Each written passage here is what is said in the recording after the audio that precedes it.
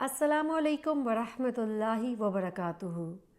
नहमदुहु व नुसल्ली अला रसूलिहिल करीम, अम्मा बाद, फ़ाऊज़ु बिल्लाहि मिनश शैतानिर रजीम, बिस्मिल्लाहिर रहमानिर रहीम।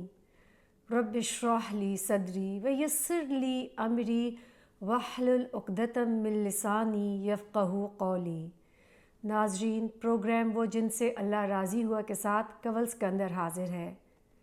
आज जिस सहाबी के बारे में हम जानेंगे उनका नाम है सैयदना मुसअब बिन उमैर रज़ियल्लाहु अन्हु। इस्लामी तारीख़ में जिन शख्सियतों ने अपनी सीरत के सुनहरे नकोश छोड़ के गए, उनमें मुसअब बिन उमैर का नाम बहुत नुमायाँ है। ये कुरैश के एक बहुत बड़े ख़ानदान अब्दुद्दार से थे।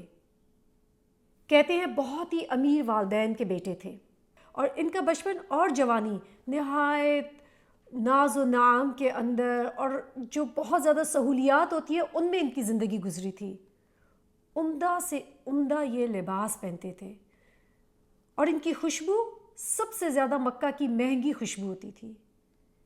कहते हैं कि मुसअब बिन उमैर के जूते जो हैं वो यमन से बनकर आते थे। इनके लिए ज़िंदगी की हर वो चीज़ मुहैया थी जो इंसान तमन्ना कर सकता है। और सिर्फ ये नहीं कि उनको ज़िंदगी की नेमतें मिली थी, वो बहुत खूबसूरत इंसान भी थे, नहायत खुश लिबास, खुश खुराक और इसके अलावा बहुत खुश गुफ्तार भी थे। कहते हैं कि नौजवानों की मजलिस में जब बैठते थे तो लोग इनकी गुफ्तगू सुनते रह जाते थे, हैरान होते थे कि ये कितनी खूबसूरत गुफ्तगू करते हैं। और अक्सर नौजवान तो ख़ास इंतज़ार करते थे कि मजलिस में कब मुसअब बिन उमैर तशरीफ़ लाएंगे। और जब वो मजलिस में आते तो लोग हमतन गोश होकर उनकी बातें सुनते थे। मुसअब बिन उमैर के दलाइल बहुत ज़ोर आवर और कवी होते थे। कोई इनसे गुफ्तगू में कभी आगे निकल ही नहीं सकता था क्योंकि इतनी प्यारी गुफ्तगू करते थे। मुसअब बिन उमैर रज़ियल्लाहु अन्हु की वालदा खनाज़ बिनते मालिक नहायत अमीर कबीर औरत थी। मुसअब जिन शख्सियात से बहुत ज़्यादा मोहब्बत करते थे उनमें इनकी माँ का भी शुमार था। ये अपनी माँ की बहुत ज़्यादा इज़्ज़त करते थे, लेकिन अपनी माँ से बहुत ज़्यादा डरते भी थे। कहते हैं माँ के सामने इनकी घिघी बन जाती थी, लेकिन अपनी धुन के पक्के थे। जिस बात का एक दफ़ा इरादा कर लेते उसको पूरा करके छोड़ते थे। जब अल्लाह के रसूल सल्लल्लाहु अलैहि वसल्लम ने कलमा हक बुलंद किया, उस वक्त बहुत थोड़े से मुसलमान ऐसे थे जिन्होंने इस्लाम कबूल किया था और छुप छुप के तबलीग की जाती थी।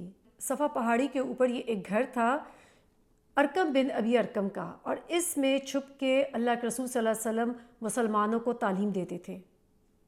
कहते हैं कि मुसअब बिन उमैर ने जब इस्लाम कबूल किया तो वो अल्लाह के रसूल सल्लल्लाहु अलैहि वसल्लम के पास जाते और इसी घर में तालीम हासिल करते थे।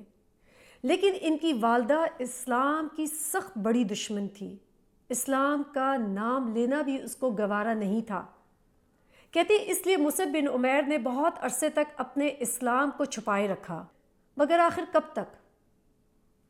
एक दिन इनके दोस्त उस्मान बिन तलहा ने इनको इस घर में जाते देख लिया, और इसी तरीके से एक दिन उस्मान बिन तलहा ने इनको मुसलमानों के साथ नमाज पढ़ते हुए भी देखा। चुनांचे उस्मान बिन तलहा ने इनकी वालदा को इनके इस्लाम लाने की खबर दे दी।